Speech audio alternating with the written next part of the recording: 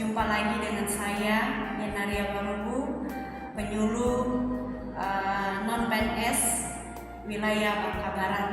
Puji syukur kepada Tuhan di hari ini. Tuhan sudah memberkati kita, Tuhan sudah memelihara kita. Dan sebelum kita beristirahat malam hari ini, kita akan bersama-sama merenungkan kebenaran firman Tuhan. Namun sebelumnya, mari kita berdoa. Bapa di surga, puji syukur kepadamu, buat kasih-Mu dan pertolongan dan pemeliharaan Tuhan hari ini, sehingga kami berada sebagaimana kami ada. Sebelum kami beristirahat malam hari ini ya Tuhan, kami akan membaca merenungkan kebenaran firman-Mu.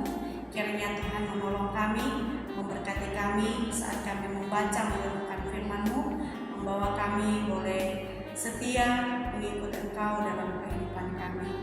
Berkati kami semua, baik hamba-Mu dan seluruh umat-Mu yang mendengarkan firman-Mu. Di dalam nama Tuhan Yesus kami berdoa. Amin.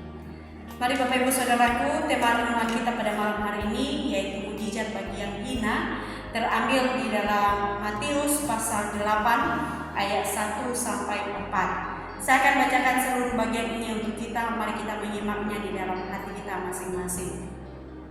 Setelah Yesus turun dari bukit, orang banyak berbondong-bondong mengikuti Dia. Maka datanglah seorang yang sakit kusta kepadanya, lalu sujud menyembah Dia dan berkata, "Tuhan, jika Tuhan mau, Tuhan dapat mentahirkan aku." Lalu Yesus mengulurkan tangannya, menjamah orang itu dan berkata, "Aku mau, jadilah engkau tahir." Seketika itu juga tahirlah orang itu daripada kustanya. Lalu Yesus berkata kepadanya, "Ingatlah, janganlah engkau memerintahkan hal ini kepada siapapun, tetapi pergilah, perlihatkanlah dirimu kepada imam, dan persembahkanlah persembahan yang diperintahkan Musa sebagai bukti bagi mereka." Bapak Ibu Saudaraku yang saya kasihi di dalam Tuhan, pada zaman Tuhan Yesus, penyakit kusta itu tidak dilihat sebagai faktor medis ya begitu ya. Tetapi penyakit kusta pada zaman Tuhan Yesus dipandang sebagai persoalan teologis, di mana kusta dianggap sebagai penyakit kutukan. Yang kusta dianggap pertanda seseorang itu tidak berkenan atau pertanda seseorang itu dihukum oleh Allah. Ya, kalau kita perhatikan di dalam Perjanjian Lama, Bapak Ibu Saudaraku, paling tidak ada 2 kasus yang di sana seseorang mengalami kusta oleh karena dia melakukan hal yang tidak berkenan kepada Tuhan, yaitu yang pertama di dalam Bilangan pasal 12 ayat 1 sampai 10. Di sana menceritakan bagaimana Miriam dihukum oleh Tuhan dengan mengizinkannya mengalami penyakit kusta oleh karena Miriam itu mengata-ngatai, oleh karena Miriam itu menghina atau bisa dikatakan mengata-ngatai Musa pada waktu itu, sehingga Tuhan menghukumnya dengan memberikan dia penyakit kusta. Nah, kasus yang kedua Bapak Ibu yaitu tentang Gehazi. Gehazi ini adalah bujang Elisa yang dihukum oleh Allah dengan kusta oleh karena apa? Meminta pemberian dari Naaman yang sebelumnya ditolak oleh Elisa. Maka Bapak Ibu yang saya kasih di dalam Tuhan, di zaman Tuhan Yesus, maka hal ini seseorang yang mengalami kusta bahwa dianggap dia sedang mengalami hukuman daripada Allah. Sehingga orang yang mengalami kusta harus diasingkan. Mereka tidak boleh ada di dalam kerumunan orang banyak. Mereka harus dipisahkan. Mereka tidak boleh ada bersama-sama dengan orang yang sehat pada umumnya. Maka bisa dikatakan Bapak Ibu Saudaraku, seorang yang sakit kusta, seorang yang sangat menderita, baik secara fisik maupun secara mentalnya begitu ya. Nah, Bapak Ibu Saudaraku yang saya kasih di dalam Tuhan, tetapi ada hal yang menarik dari sikap dan tindakan seorang yang sakit kusta ini, ya, yaitu dia datang kepada Tuhan Yesus dan dia berkata kepada Tuhan Yesus, ya, di ayat yang kedua itu saya akan baca kepada kita semua. Maka datanglah seorang yang sakit kusta itu kepada Yesus, ya. Lalu apa yang dia lakukan? Yang pertama yang dia lakukan Bapak Ibu Saudaraku, sujud menyembah, ya, sujud menyembah dan berkata, "Tuhan, jika Tuhan mau, Tuhan dapat mentahirkan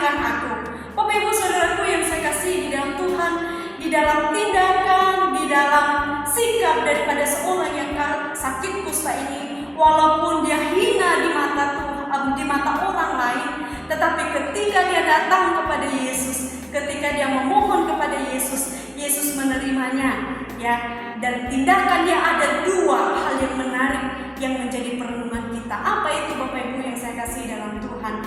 Ketika dia datang, seorang yang sakit kusta yang hina ini, dia sujud menyembah kepada Tuhan Yesus. Bapak Ibu, di dalam terjemahan lain, sujud menyembah ini diterjemahkan sebagai berlutut di hadapan Yesus. Bapak Ibu Saudaraku, apa sih artinya berlutut?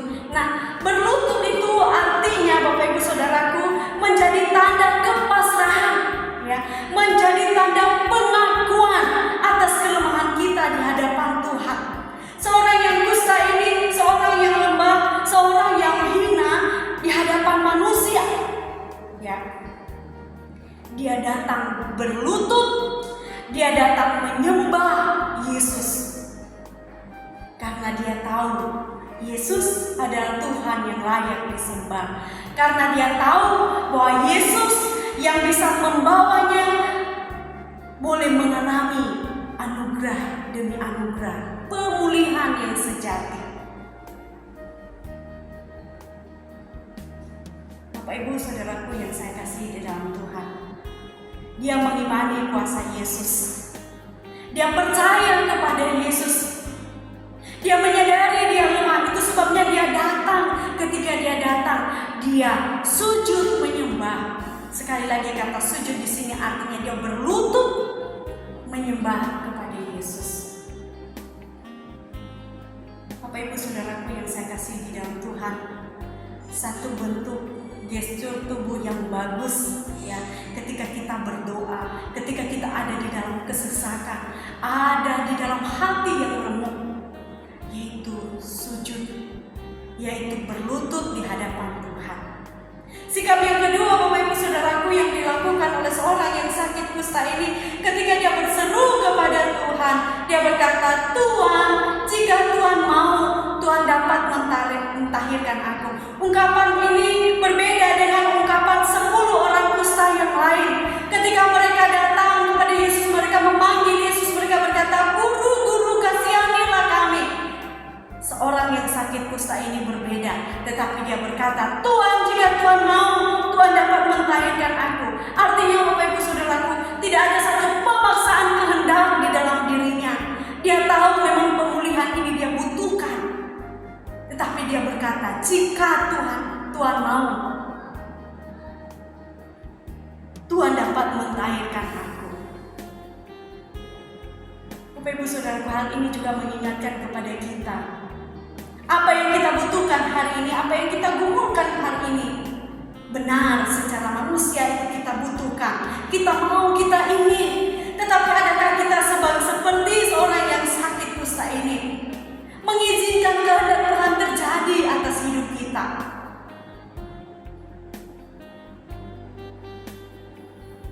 Bapak Ibu Saudaraku yang saya kasih di dalam Tuhan, mari kita bersama-sama belajar akan kebenaran firman Tuhan dari seorang yang sakit kusta ini. Yang pertama, bahwa di dalam setiap pergumulan kita, sujud di hadapan Tuhan adalah tindakan yang baik. Satu tindakan yang pertanda bahwa kita menyerah kepada kekuatan Tuhan. Dan yang kedua, di dalam pergumulan kita, mari kita membiarkan Dia berkarya atas hidup kita. Jika Dia mau, jika Dia berkehendak, biarlah itu terjadi. Tetapi jika tidak, marilah kita terus ikut pada jalan dan kehendak Tuhan. Darah firman Tuhan ini boleh memberkati kita semua. Mari kita berdoa. Bapa di surga, terima kasih Tuhan buat kebenaran firman-Mu yang mengingatkan kami seperti seorang yang sakit kusta ini, yang berseru kepada Tuhan, yang sujud dan berlutut di hadapan Tuhan, pertanda kepasrahan kepada-Mu. Biar kami umat-Mu juga dimanapun kami berada, apapun kondisi kehidupan kami mau bersandar kepada Tuhan, kami mau sujud kepada Tuhan, kami menyadari kelemahan dan keterbatasan kami. Dan biarlah Tuhan segala kehendak Tuhan saja yang terjadi atas hidup kami. Berikan kami kerendahan hati boleh menerima kehendak dan rencana-Mu. Di dalam nama Tuhan Yesus kami berdoa dan bersyukur. Amin. Selamat beristirahat Bapak Ibu Saudaraku. Tuhan Yesus